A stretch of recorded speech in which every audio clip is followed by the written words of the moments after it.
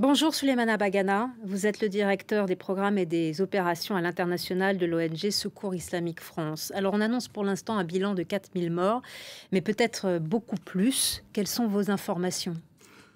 On a les mêmes informations, malheureusement, qui ne sont pas rassurantes.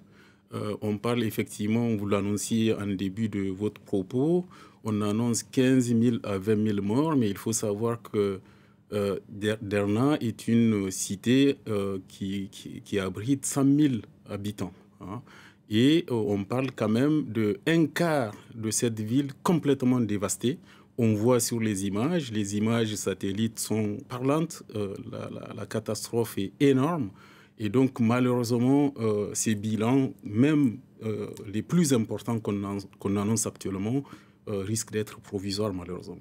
Alors vous êtes mobilisé pour aider la Libye. Pouvez-vous nous dire comment s'organise cette aide justement en ce moment? On est mobilisé et il faut savoir, comme vous le savez déjà sans doute, on a été un peu surpris parce qu'on était déjà mobilisé pour le Maroc, dont vous parliez à l'instant. Et puis lundi 11 au matin, on a appris aussi cette catastrophe du côté de la Libye.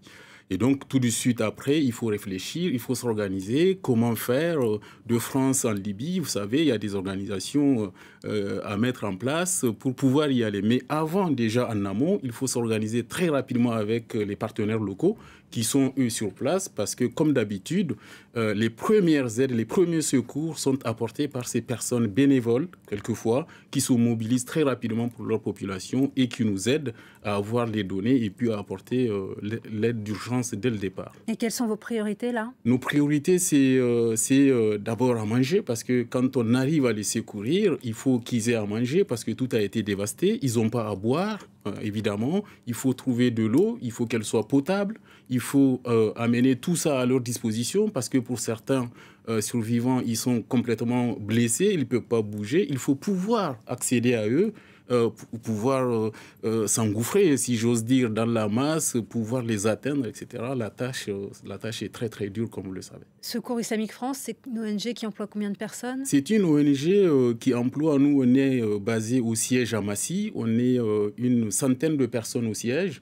On est sur 5 départements. Nous sommes le département des programmes et opérations à l'international et on est mobilisé sur une vingtaine de pays dans le monde au quotidien. Pas que quand il y a une urgence, au quotidien, on est mobilisé auprès des bénéficiaires dans à peu près 20 pays à travers le monde.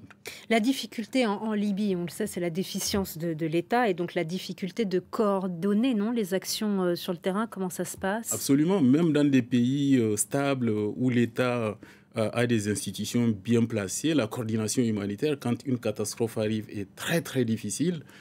A fortiori, dans le cas d'un pays comme la Libye, qui est malheureusement en guerre depuis plusieurs années et où il y a des factions qui se battent, ça rend la tâche encore plus ardue.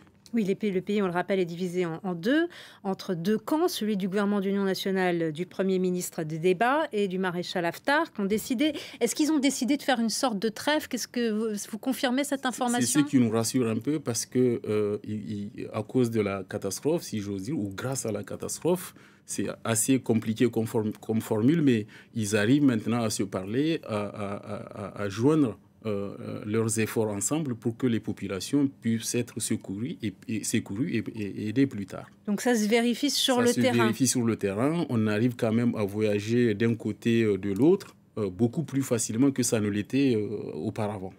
Les barrages mal entretenus ont sauté. Est-ce que c'est la priorité de les reconstruire ou ça sera plus tard? C'est plutôt une action de longue durée. Pour l'instant, la priorité, c'est les populations qui sont, pour certaines, ensevelies sous de la boue, beaucoup de vases, complètement ensevelis sous ces vases-là.